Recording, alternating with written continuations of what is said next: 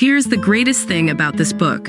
While you may not be able to create that one special lady just for you, I am going to teach you what to look for in a woman and how to find and attract the woman that you ideally want. When you finally do meet her, I am going to teach you how to approach her. You will learn what to say, and especially what not to say to turn her off. Basically, what I will be teaching you is the art of being a 3% man. 10 plus deep lessons from the book, How to Be a 3% Man. Number 1. The next obvious question is, okay, what is a 3% man? This is a very important concept in what you will be learning over the course of this book. I am not trying to tell you to be only 3% man and open the rest of your masculinity to explore your feminine side. The 3% man is one of those 3 men out of 100 that a woman meets and is drawn to because he is one of those 3 men out of every 100 that understands who she is and better yet understands who he is. Why does being in this 3% matter? Simply, it matters because that is the man that women are drawn to. One of the most important things to understand when you meet a woman is that women love mystery. They love a guy that is a challenge. They love a guy that is confident. They want a man that is centered, one that is in control of himself, has his purpose, and knows where he is going. A woman wants a man she can't have her way with, and no matter what she says or does, she is not going to be able to sway him from his path or from his purpose in life. Number 2. From the time you meet your lady to the point where you've been together for 10 years or more, you are always going to be gauging what her level of interest is in you and what her emotional interest is in you. The simple principle that all this is based upon is that when women have a high level of interest in you, they help you. In other words, if you just met a woman and you want to ask her out on a date, she is going to help you get to her front door. She will make it easy for you. The lower her level of interest is, the harder it is going to be to get to her front door, if at all. So throughout this process of going back to the beginning and relearning how to approach women, you will be learning what to say, how to say it, and you will know how to respond to her questions and her tests. Make no mistake, all women test. They test because they want to know what it is that you are made of. They want to know that if they push you or lean on you, that you are not going to fall over and cave in to what they want. Number 3, when I was having trouble understanding women, I remember going to my women friends for advice.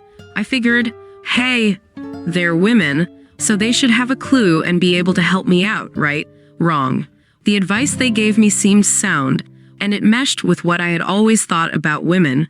Most women, when you bring your problems to them about understanding another woman, will try to make you feel better about what is going on. It is just like when you try to date a woman, she is not going to tell you straight out, hey, I'm really not interested. A woman friend is not going to burst your ego and tell you, hey, it sounds as though she just doesn't like you. Move on. Instead, they will give you rationalizations. Maybe she is just coming out of a bad relationship. Maybe she really isn't getting your calls. Maybe she just likes you too much and is afraid of getting into something right now. Why do women, even our female friends, do this to us? I believe it is mostly because they don't want to deal with your questions of, so tell me why she doesn't like me. Is there something wrong with me? They would rather try to soothe it over and nudge you gently in another direction rather than being straight up about their suspicions and hurt you. Number 4, women say they want romance, and on a certain level that's true, but they also want to be engaged in the chase. Dating is a full experience of emotions for them. They don't want everything dropped in their laps. They want to feel as though they have earned your love, and that you have earned hers. When you ask a woman what she wants, what she says she wants, and what she actually emotionally responds to are 2 different things. When you ask a woman what she wants in a guy, she will usually respond with something like, well, I want a man that wines me, dines me, and buys me flowers. When you treat her that way, she blows you off and for some reason goes out with a guy who does none of those things for her.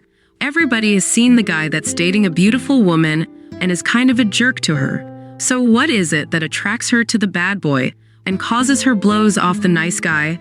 The simple answer to that is the nice guy is easy.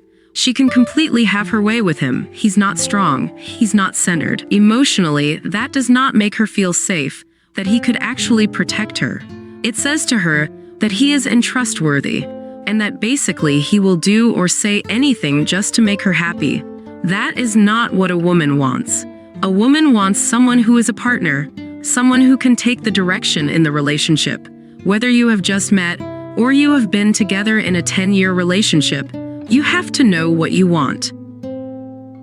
Number 5. When you come to your friends to talk about a woman and what is going on, their first instinct is to give you advice.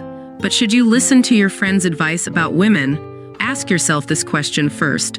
What kind of a relationship does my friend have? Use the same radar that you will learn from what I teach you to gauge his woman's level of interest in them. Does she seem happy in the relationship? Is she loving and affectionate to him? Is he ignoring her while she goes about and does her own thing? What is her interest level in your friend? Number 6. A guy needs to make his mind up about what it is he wants to do. Women don't want to have to make all the decisions. That's why, if you have been in a relationship for a long time and say, "Hey honey, what do you want to do tonight?" she'll throw it back into your lap. "What do you want to do, you?" "I don't know, honey, what do you want to do?" In other words, women are saying, "Will you make a decision already?" For crying out loud. That is a masculine strength quality. A guy that's direct, has a purpose in life, and says, "Hey honey, let's go to the movies tonight. We'll likely get a great. Let's go to the movies." You have to be the one that sets the plans and knows what you are doing. Women just want to be able to go out, relax, completely get in their feminine, and just let the guy take total control. Number 7. Between men and women, the woman opens up and receives. She is penetrated in every way by her man, and a man in every way penetrate the world and his woman. So the more you give to your lady, the more she wants from you. That's why a woman will call you during the day. "Hey, I'm just calling to see what you're doing." It is a big billboard that says, "Hey, I want to feel your love. I want to feel your presence." That's why when you walk in the door, she doesn't have to tell you she loves you. She runs up to you and wraps her arms around you and kisses you. It is because she wants to feel the love that you have for her. That's why when she says, "Hey, look, I got my nails done today," and you say, "Honey, I'm watching TV," it is one of the worst things you can do. You are basically saying to her, "I don't love you. I'm not giving you any of my presents. Get the hell out of my way. You are unimportant to me right now." You are invalidating what is important to her and leaving her feeling unloved. When she says, "I just got my hair done, what do you think, honey?" you have to stop what you are doing and say, "You look beautiful. You look great. She did a great job. I love your nails. I love that new dress you just bought. Your new hair color looks great. That new handbag, I think it goes great with that outfit. You look really hot." Women want to be noticed. Everything they do is about getting your attention. Number 8. Women and men look for love in different ways. Many guys, by the second or third date, are saying, "I love you." Women are responding with reservation, either inwardly or outwardly saying, "What? You don't even know me yet." Guys are physical for the most part. They are very visual. A guy is going to look at a woman and know instantly whether he is interested or not. He is going to look at her hair, her eyes, her body, and instantly have a high level of interest in her, or not. Even though a guy has not spoken to a woman, or before he knows anything about her, he instantly tends to size her up. If a guy meets a woman, is talking to her, and thinks she is very beautiful, many times he will look past a lot of other qualities that he may not like, just because he is visually stimulated. Number 9. Another thing that has a negative effect on a woman's interest level is compliments, especially if she is beautiful.